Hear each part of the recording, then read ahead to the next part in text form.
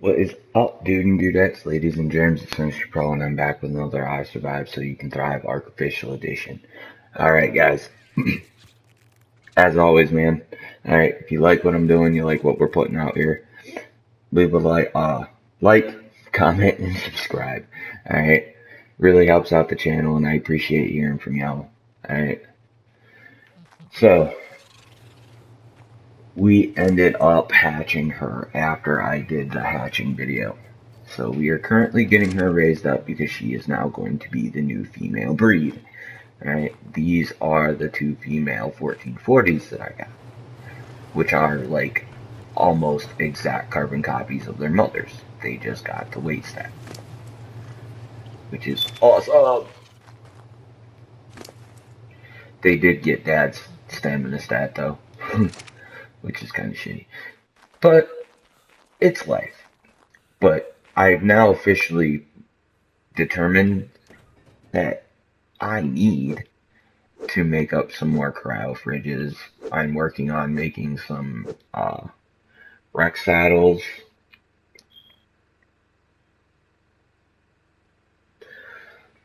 Or, well, getting the resources up. So today's just going to be a farming video in where I go to get specific resources on the island. And though I'm going to be using the Magmasaur, the wild tame that is most effective for farming a lot of the resources that we're going after today, which would be crystal, ing, oil, obsidian, because it's just going to be a byproduct, is the Anki. The Anki is the original OG metal farmer. And though I have a Magmasaur, the Anki should not be underestimated. They can be made to... They can be beefed up quite a bit.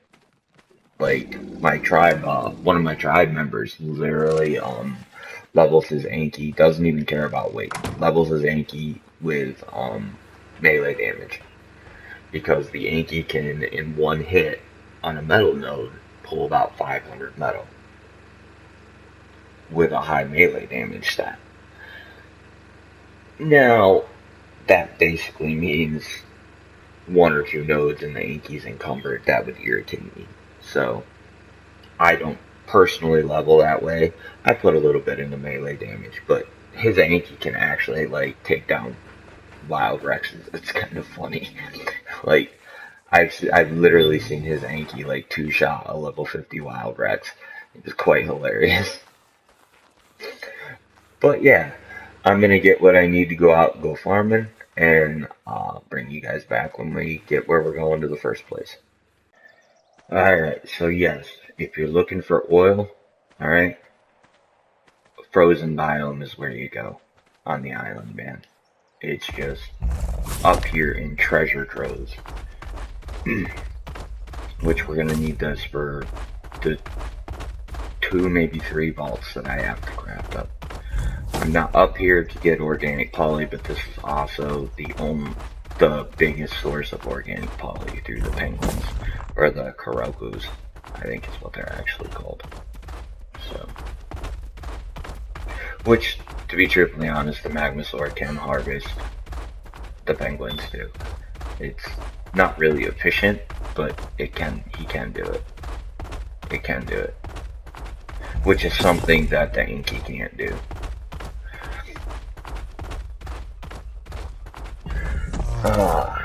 So what I normally do is I'll come over here, I'll grab these nodes.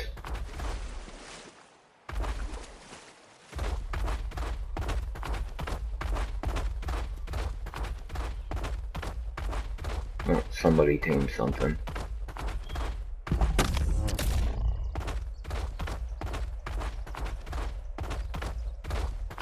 Yep, we'll grab these nodes and then I'll show you the little path. Alright, so we got these nodes, we'll run over, drop them off on the RD. And cause swimming up in the frozen biome, I'm not going to tell you just to jump in your, on your Magmasaur, your Anki, and swim over to the next area, because I run my fortitude quite high. I'm at 40 fortitude right now.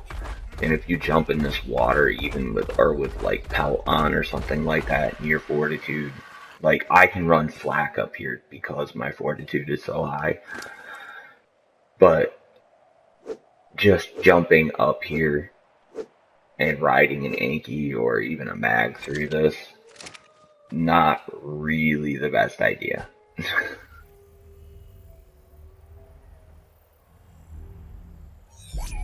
Okay. So, in this water can actually get you killed quite quickly because you'll be freezing if your fortitude is not very high. So, that's why I potted up, and I'm showing you the safe way to do this. But there's like one, maybe two nodes that an Anki on this side here would have difficulty getting to, and I'll show you here in a sec. The Magnosaur is able to get to them just because of their size, but you could come up here with a pickaxe and farm it too, as well. Trilobites spawn up here. It's actually a good place for resources.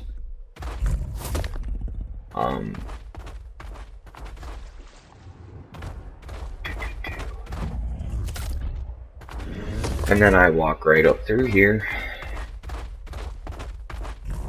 This part the Anki can do pretty much without an issue.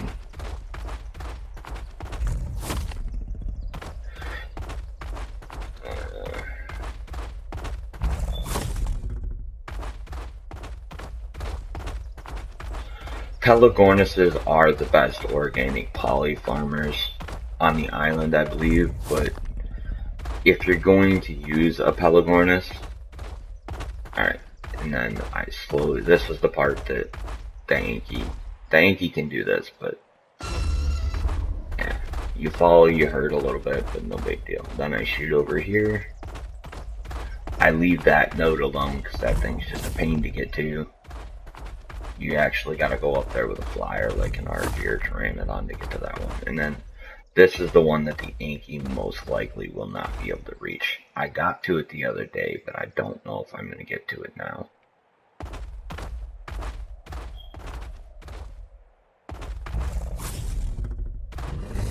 Yeah, you can get to it by climbing up the side here. Oh, got up too far. See, it's even a pain for the Magnosaur to get up to, so I might just leave it go. Yeah. One more try. But yeah, this is my route through.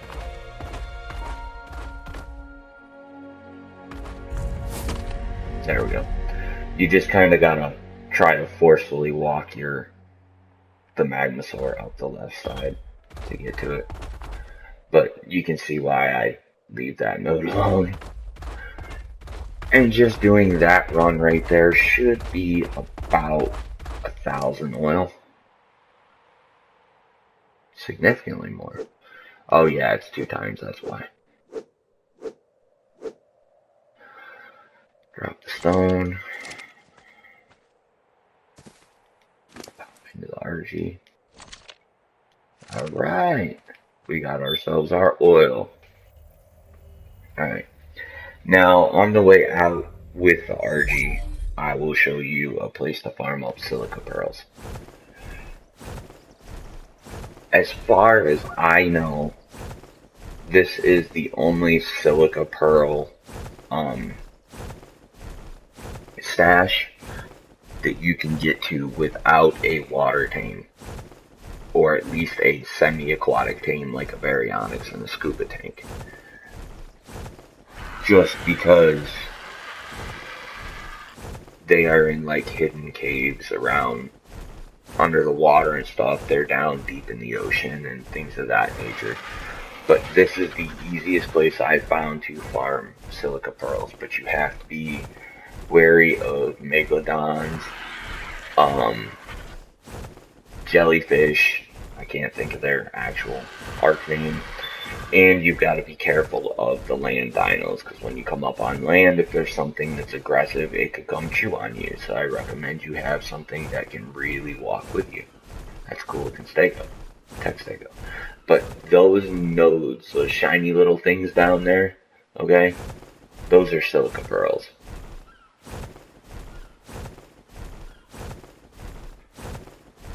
Yeah, see what I mean? Saber-tooth. So probably the minute that I was to jump off and try to grab that silica pearl node right there, that saber-tooth would be all on me like white on rice.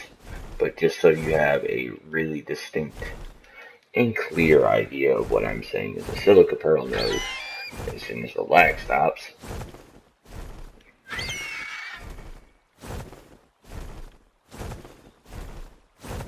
wow, this is a hard lag. I might actually DC.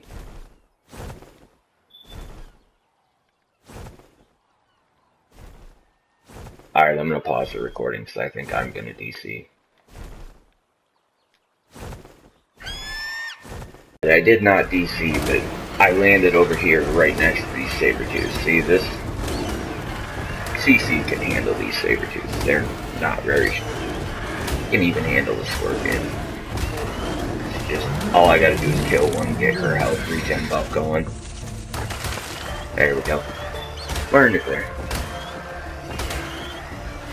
RGs are insane. They are.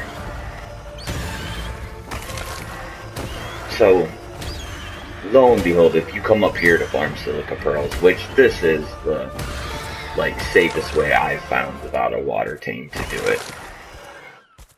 But this is also why I take the time to raise up. This is also why I take the time personally to raise up tech dinos and slaughter them basically, is because of how much of a pain it can be to get up here to get silica pearls.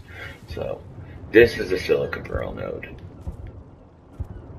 Unequip the cryopod out of our hands and just hit triangle. Pick it up, and you just got yourself 12 silica pearls. Alright guys, I will bring you back when we get to the next location. Alright everybody, this is my spot for crystal. This is the entrance to the tech tube. It is the volcano, alright? It is the mecca of all meccas for crystal. Now, this can be a little dangerous to farm because of the heat level. Like I said, up in the frozen biome, at the very edge of the frozen biome, I was safe to have my flak on, because I have 40 fortitude. Alright, now, down here, I can remove my armor and be relatively safe, which is why I'm parked up on the edge here, because you don't want to go down there, you'll instantly start overheating. I believe it's kaolin soup that cools the body down. Everybody uses it for the dragon fight. You could use to get up here, or you could just bring 3 or 4 glass jars or canteens with you, whatever you need to sit there and survive the heat up here. But if you don't bring extra water with you, okay, you are going to most likely risk passing out up here and dying because of thirst. So, there's obsidian, there is metal, but the metal nodes can be a little bit of a pain to get to. But this is by far the best source that I've found. You gotta be careful where you walk, because where you see flowing lava, you'll actually catch yourself on fire. So, this stuff is all safe to walk over because it's not flowing. That center that's spitting up and bubbling, yeah, that will hurt you too. But there's an explorer note down here that I've already gotten. Obsidian. This is another good place for obsidian. Obviously, it's a volcano. That's kind of why it's a good place for obsidian. But we'll throw out the mag once it allows me to load. Can I craft up here? It's a tech terminal. No, I cannot. Gamma Brogue Mother Trophy, Gamma Dragon Trophy, and Gamma Megapithecus Trophy. Okay. I can't craft up here in the 10K. I never actually checked that, so that's why I was wondering. Alright, I'll throw out the mag, jump on the Magmasaur. Now, the Magmasaur shouldn't receive damage. We'll test it. I'll actually walk out into the lava with the Magmasaur. But the Anki, yeah, you need to stay off the lava with the Anki, because it will affect the Anki. Alright.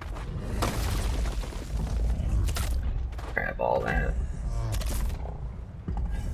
The Magmasaur, for some reason, has an issue hitting things at the volcano here.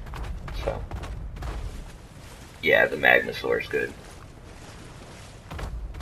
It's just water to the mag. And the saddle on the Magmasaur protects you from extreme heat, so that would be why I could just jump in there and swim around like it was nothing. That's the upside to here. It does rain at the volcano, it's just not very often.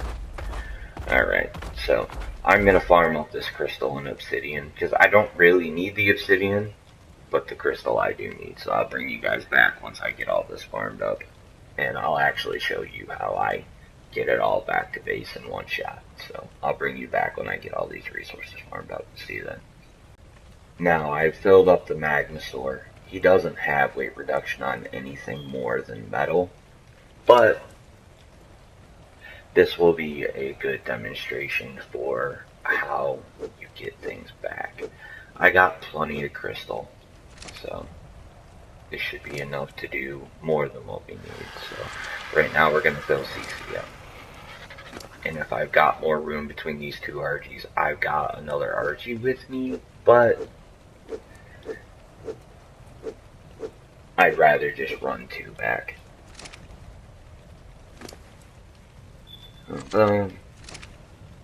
Now, you cannot build anywhere on the volcano. That's the downside to farming the volcano. Okay, it is a mecca for crystal and quite a bit of obsidian, but it can be difficult to farm, and you cannot put a vault down or anything of that nature here.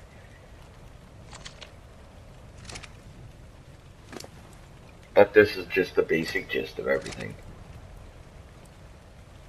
Alright, so I'm going to be riding CC back because she's got the most fam out of all the RGs I have with me, so I don't want to encumber her too badly. Alright, she can have a little bit more in her. You want to slow your flying RG down when you're flying back to base so you don't outfly your carrying RGs. But aside from that, that's for when we're done. I'll more in depth explain that. So because we only have one RG filled up, I'm going to continue to farm this until I can at least warrant pulling out another RG. Alright, see you in a bit. Alright everybody, we've filled up, well, an RG and a half. This RG's got 4,000 weight. I just don't feel like cleaning out the mountain because I got all the crystal I'm probably going to need to do all the crafting that I need to do. Plus I got to get back and check on the Rex. So you can repeat this process with as many RGs or an RG and Quetzal combo or anything of the nature. Like, Quetzals are kind of outdated and useless at this point with RGs, because if you got a well-bred RG or a team of RGs, you can fly significantly faster than a Quetzal and do just as much weight, if not more. So you're going to whistle. I typically set the RG to follow me just because it's a little bit of a pain when you set it to follow the RG you're going to ride, because when you get to where you're going, sometimes it's difficult to get the RG following to land. So, but yeah, get this RG following us. And I need to go over this direction. That's blue odd.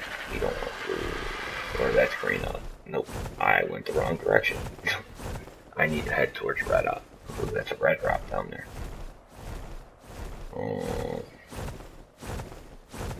We'll go down and investigate. If there's a Rex or something close by, I'm not going to be able to get it. Now, you should always kind of look back and make sure your RG is able to keep up with you, because honestly, it's a common thing for an RG not to be able to keep up. I'm taking a serious risk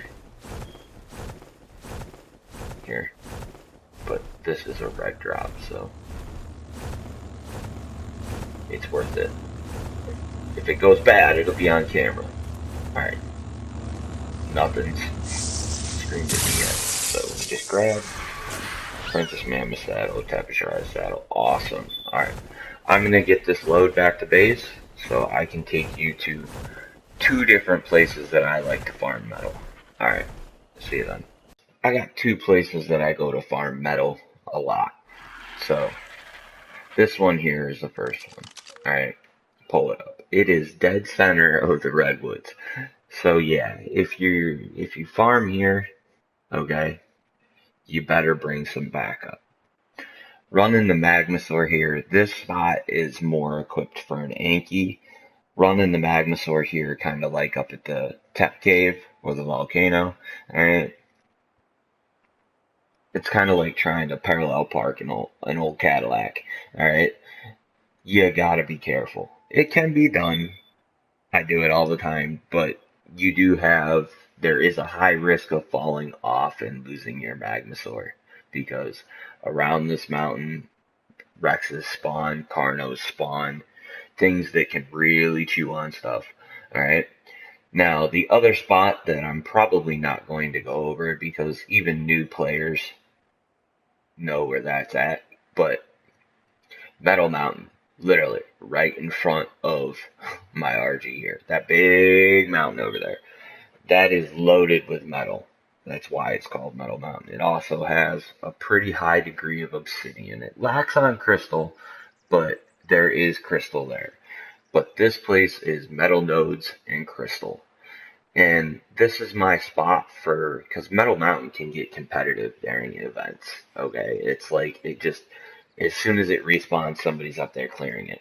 So, this is where I come to pick up metal when I need to do some things at the base that don't require me filling up like an entire Indie Forge worth of metal. Alright? So, this spot here is, once again, it's in right dead center of the redwoods. As you can see, I haven't even explored the whole map. I haven't gone up to Carno Island, haven't explored the rest of the redwoods. I will eventually go look into taming a beaver, even though I have a mammoth, because the beaver can passively farm wood for me. But that's besides the point. So, but yeah, this is where I farm metal, right along with Metal Mountain. But I'm going to get the rest of the resources I need to craft up a couple more cryo fridges and maybe some cryopods. So I will bring you guys back when I'm over at the Ob, because I can't access a tech rep yet because I haven't done the boss fights for it, which is why we're breeding up the Rex army. And so I'll bring you guys back when I get the resources, and we'll go to the Ob, and I'll show you how to craft at the Ob. Alright, see you then. Alright guys, we're back. We're up here at Blue Ob. Alright. And I come to Blue Ob. Now it is worth stating that you can go to any Ob you want, and or you can also do this in drops. The downside to drops is, yeah, somebody's feather lights up here. The downside to drops is the downside to drops is if the drop despawns, okay, well, you're crafting, anything that's inside the drop also despawns with it. So it's really not a good idea. if you're crafting up a large amount like I am. Now, as far as going to red ob and green ob, okay, people, because of how all this works, there's a risk to this, okay? Because you're going to load everything up into the tribute, which means it becomes community property once it goes in there. Not like the arc data in the creatures tabs. This has to be done from the tribute section where you launch the boss lights. Which at that point, it becomes community property. The reason you come to Blue Op, okay, is it gets cold up here. As you can see, it's the middle of the night and I'm freezing and I have fur armor on. So it is cold up at Blue Op. How much health am I losing? Alright, it's not bad. I can deal with that. So I'm going to get this whole process started. So basically, everything but the raw meat, okay, we are going to put in this op. Boom. Those timers are just if you were going to transfer. Now, I've got enough materials to do 50 cryopods and 4 cryo fridges. So, you have to craft these one at a time.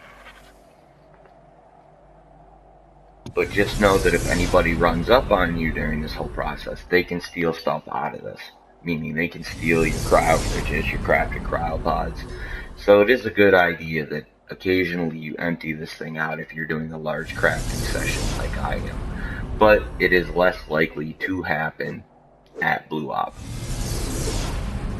Alright? I'll flip out, go into weapons here, and 50 cryopods. Alright, this is going to take a while because we have to craft one at a time, so I will bring you back when we're back at base and getting ready to put all this stuff where it belongs. Alright, see you then. Alright, everybody, we're back at base. Now, one of these is going to go down here. This is going to be used primarily for, dinos that I don't use, kibble dinos, things of that nature, and I am so going to put another receptacle like right above this so that doesn't happen, but it'll work for now. So this is primarily going to be like tech parasaurs and things of that nature, things for the kibble farm, dinos that I don't use that really serve no other purpose other than just being there, which the tech parasaurs fall into that category. They're a big reason why I need that cryo fridge, because I don't want to raise a couple of them at a time. I kind of want to just put all the females in a fridge and just leave it be for when I get the kibble farm going. And I can do mass breeding, raise them, pot them, leave them to harvest the electronics when I need them. If you get catching my drift. Now, that particular cryo fridge wouldn't fit where I want it, so I highly doubt these are going to actually fit where I want them to. Oh, they will. Awesome. Alright, so plop you there. God forbid, if I don't know if the electrical cable is going to reach out to this last one. I might have to put a new receptacle in. Okay, so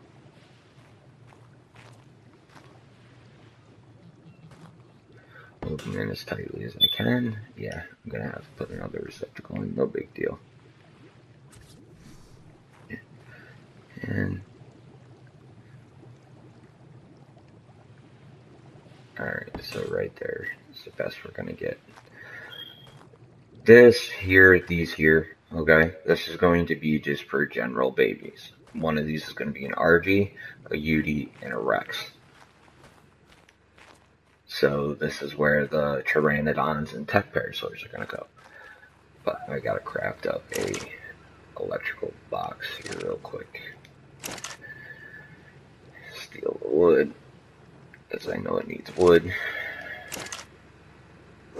Oh. Structures, electrical. Come on, make one of those. Make 2 of those actually. While I'm at it. Alright, pull that out. And then one of these I think is going to get dropped right around here. Can I jump up high enough to get you up there? Yes, I can. Boom. We are hot. Ha ha ha.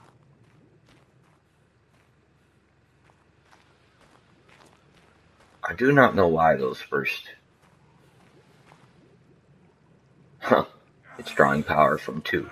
I didn't know the game I didn't know the game sat there and did that. Confused-icated cryo fridges. Alright. And now we will pop one here. Now this room has a complete grid snapped into the ceiling, so...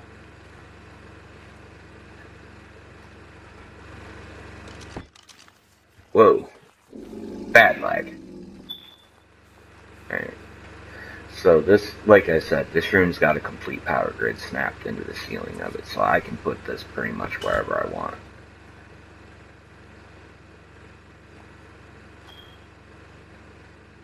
And that line is going to stay there. Ooh, that's going to irritate me.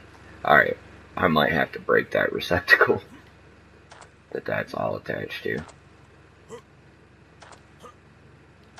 And then just go craft another one. Because those things aren't going to die in the time it's going to take me to run up here and craft another box. Because I know that will not reach, or that should not, it shouldn't snap to that cryo fridge that's already got power. If it does, I'm going to be irritated.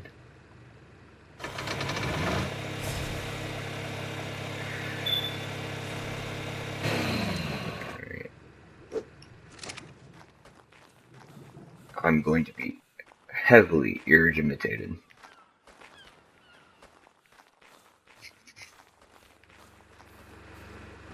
Which I'm probably going to relocate that bank anyways. Yeah.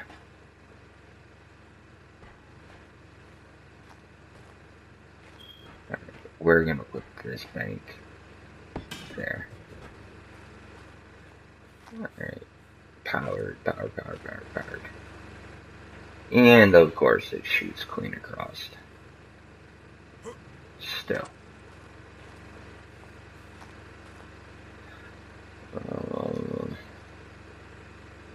Alright.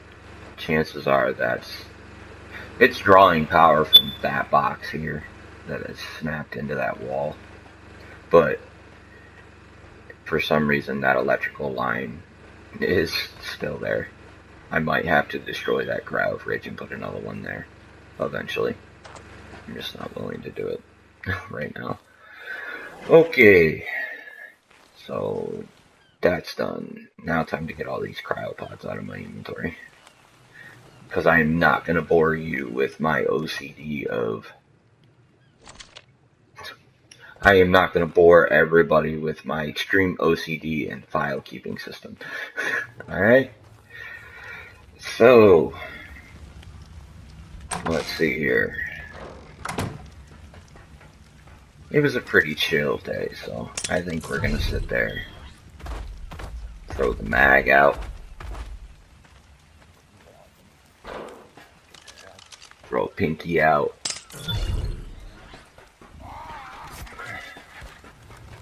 Stop eating the food, Pinky. That's for the babies.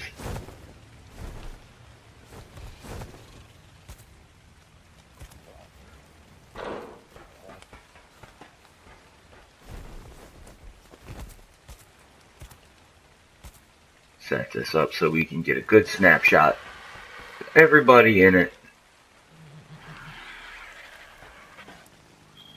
Me and my goofiness. Oh, I didn't realize I still had my black pants on. Whoops. That's why I was cold up there. Alright. So, showed you some of my favorite spots to farm some resources on the island. Crafted up some, showed you a reliable early game way to craft up cryo fridges and cryopods without having your stuff stolen unofficial. Alright. On behalf of Cece, Pinky, and Smokey, alright, this has been another I Survive So You Can Thrive, ARC Official Edition. Alright, as always, like, comment, subscribe, it really helps out the channel. I love hearing from you guys. Alright, love, peace, and rock and roll. It's all good for the soul. I'll catch you in the next one. I'm out of here. Peace.